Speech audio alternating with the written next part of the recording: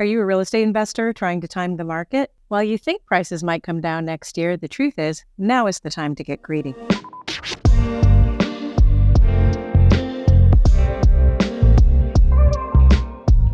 I'm Julia Boland, a licensed associate broker at the Corcoran Group in New York City. And for over 2 decades, I've been helping buyers, sellers, and investors succeed in the market.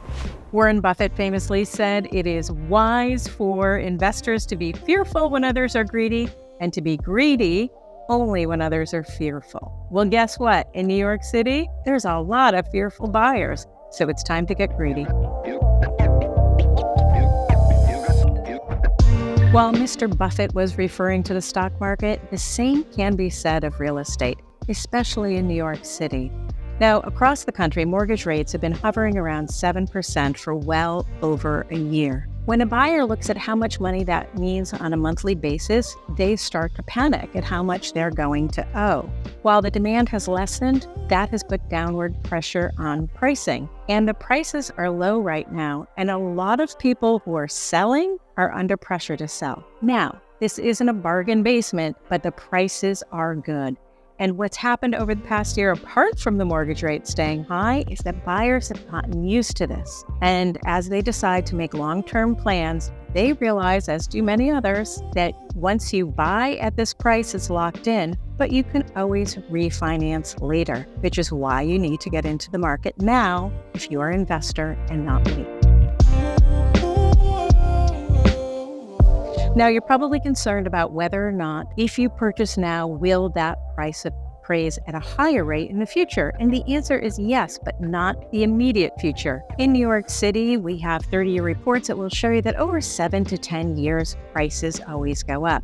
However, as an investor, you're not only building equity, but you will also be collecting rent. And if you buy wisely, your monthly cash flow will exceed your outlay.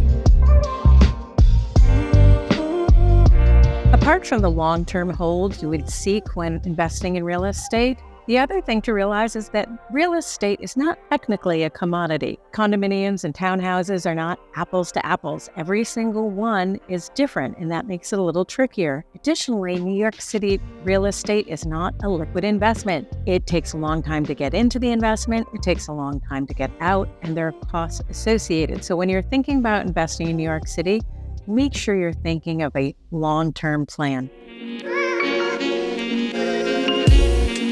Why should you consider real estate investing for your portfolio? Because it is a classic hedge against inflation. Once you get it in your portfolio, even the prices go up across the board, so does the value of your property.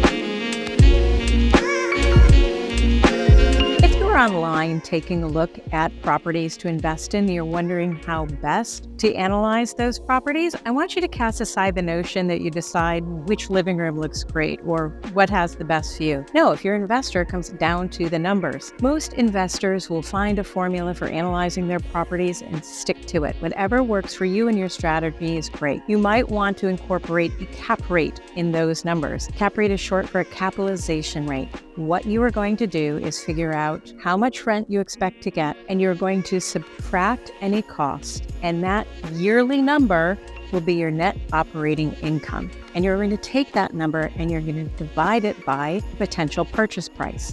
That's going to give you a low percentage. In New York City, is going to give you 3 to 4% typically, and that's a good cap rate. Now, in the rest of the country, you might find, oh wow, I can get 6 to 10 cap rate. Well, guess what? Cap rates are also an indication of risk. New York City historically is a very safe place to put your money. Let's talk about the best websites for you to search investment properties. If you go online and you just put in New York City condos or New York City townhouses, for example, you're going to find plenty of websites. But what you want to do is find the one that's most accurate. Now, here's another little piece of information. You may not realize that in New York City, there is not a multiple listing service. So, for example, a website like StreetEasy, which has been in existence for almost 20 years now, is very comprehensive. However, that is an independent source run by Zillow. We now have a new app that I highly recommend, a new website called Citysnap. Citysnap is run by the Residential Listing Service, which is the New York City equivalent of an MLS, and is run in conjunction with the Real Estate Board of New York. So if you want accuracy, if you want things that are up to date, if you want to be confident the information you are seeing has a high level integrity, I would go to Citysnap. And here's something great about Citysnap. If you're in the city and you're looking around and you see a building, you say, hey, I think I want to invest in that building. Hold up your phone and Citysnap will tell you if there are any listings there or not. Which neighborhood to consider in Manhattan is actually a really big question because there's so many neighborhoods.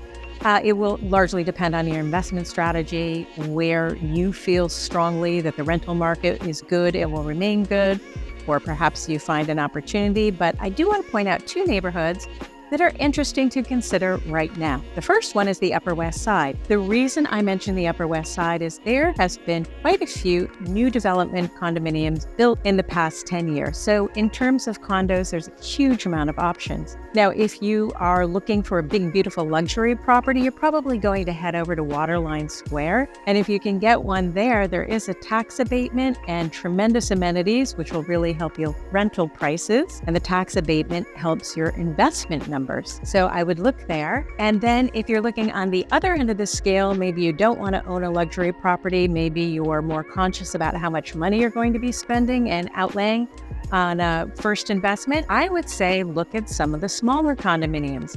They might not have experienced as much demand as some of these newer fancy new developments over the past, I'd say 5 years, and you might get some interesting bargains there, especially if you're willing to do some work.